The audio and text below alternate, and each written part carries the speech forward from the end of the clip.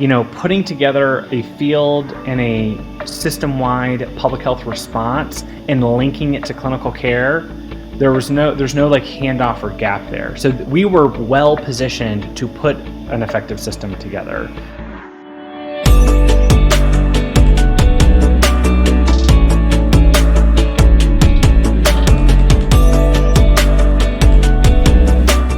Hi, I'm Janae Sharp, and welcome to another episode of Sharp Conversations. We are here with Dr. Ryan Close to discuss physician and clinician mental health and things that we need to do better, things that are going great, and learn more about your world. Hi, Ryan. We are excited to have you here. Thanks. Thanks for having me. So I'd love to hear more about what you do for work. You said you worked with Indian Services, and I want to know. Like many people who work in combination of resource limited settings in government healthcare, I wear a lot of different hats. So I am a physician epidemiologist, and so I'm a clinician. I'm internal medicine trained and a pediatrician. Went straight from residency into the IHS, and when I started my job, I was probably 90% clinical, working in a combination of the emergency room, on the wards, and then in an outpatient clinic. So, in our setting, we have a acute care hospital that provides a full spectrum of services.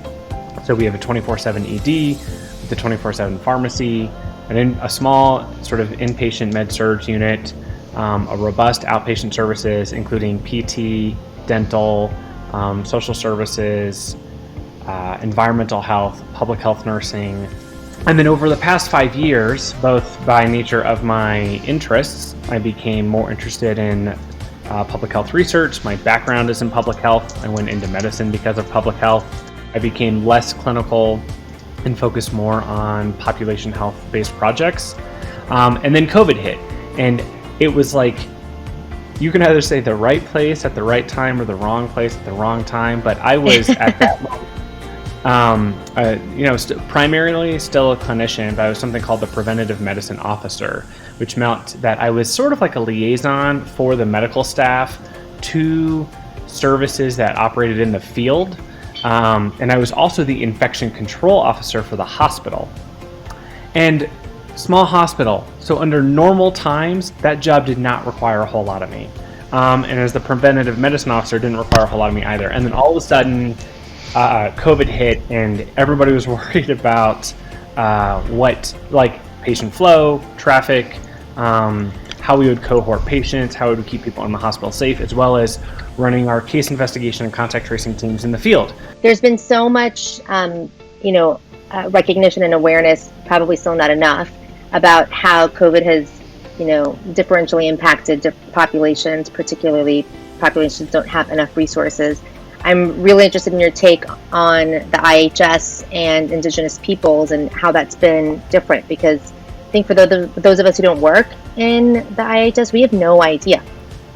Some of the highest recorded rates of COVID-19 in the world were in American Indian and Indigenous populations.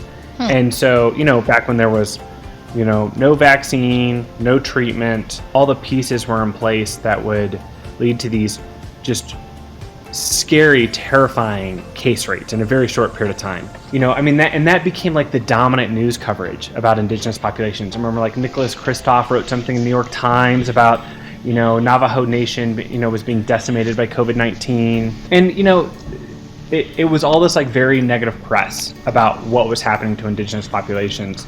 And in a way that helped usher in resources, both governmental and nonprofit, to help those populations.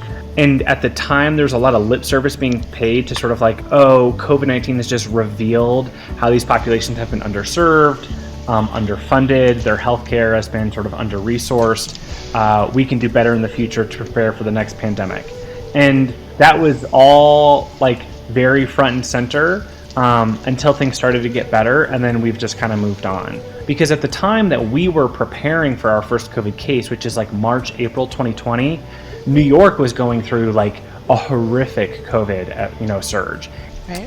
Now, the good news is, at least where I work, that didn't happen. And for a lot of reasons that, I guess don't really relate to burnout, but a lot of our most horrible concerns never came to fruition. And then vaccines came out, and so then the highlight of the story is American Indians and Alaska Natives have the highest vaccination rates of any racial or ethnic group in the country. That's interesting. In a lot of other conversations, Ryan, people have been talking about how agency and lack of choice, lack of resources to do what you feel like you need to be able to do for patients really contributes to their burnout. Do you feel like you've seen that? I mean, I have seen that, just not in the context of COVID. I mean, I probably have to, two disclaimers is COVID in many ways is the best possible setup you could be in when a COVID pandemic hits. And I mean that purely in the sense that our public health and our healthcare systems are the same. And so, putting together a field and a system-wide public health response and linking it to clinical care, there's no handoff or gap there. So we were well positioned to put an effective system together. Right. But when you speak about agency and my ability to sort of determine the pathways of care for my patient, that is our reality in so many ways for every other condition we have to take care of. Diabetes, hypertension, relatively restrictive government formularies.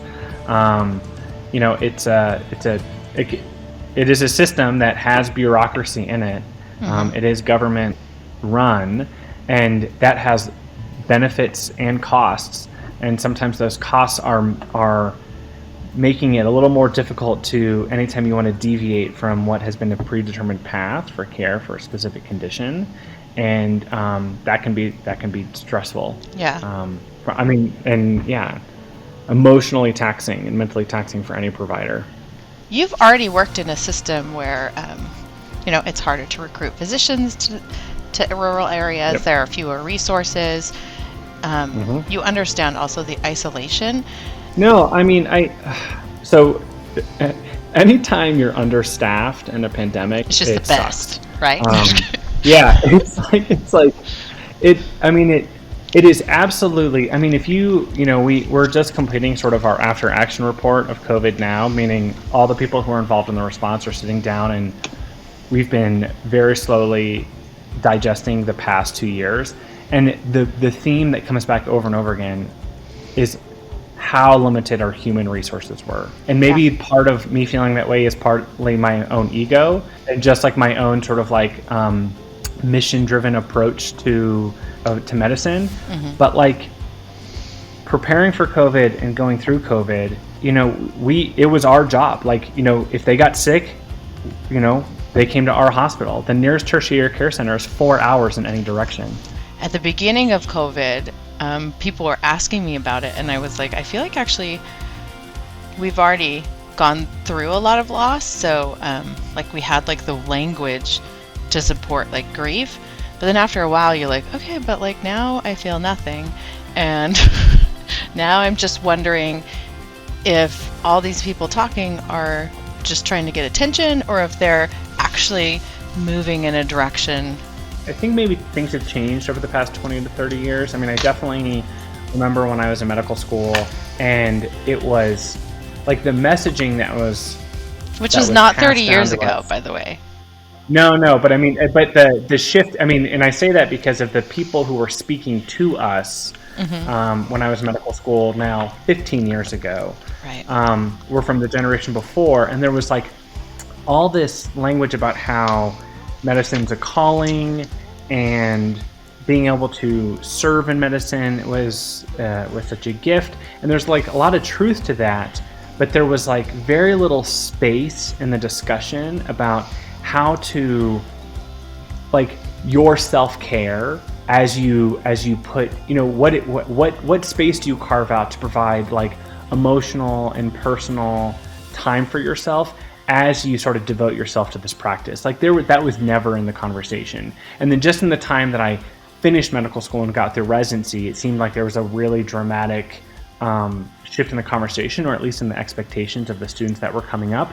Do you think burnout was bigger during COVID, or as we've been coming out of COVID? Okay, I'm going to say that I think it's different I guess, situation that was contributing to burnout. Like in the midst of it, it was a lot of fear that I think was getting people feeling burnt out, but they were so revved up to just say, we have to just handle the situation at hand, that we were able to put it aside, right? And I think there was a lot more community support, a lot of hope that, okay, we're all banding together and it's going to be okay. So I guess now as I'm speaking, I would say I think it's been coming out of it that it's definitely getting worse. Oh, I thought there was a light at the end of the tunnel, but it looks like there isn't actually a light at the end of this tunnel of the things that you're asking me to do. The number of situations I just keep hearing about of people who are being asked to work extra and in awful situations with basically no pay and no extra pay is just really demoralizing. And so I guess I'm changing my original answer, which is I think it's way worse now.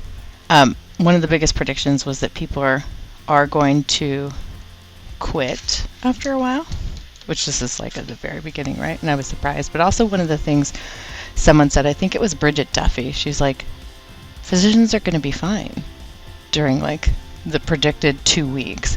They're like, they come together and they work hard. This is like what people are designed for, you know? You're under this intense amount of pressure and it's horrible.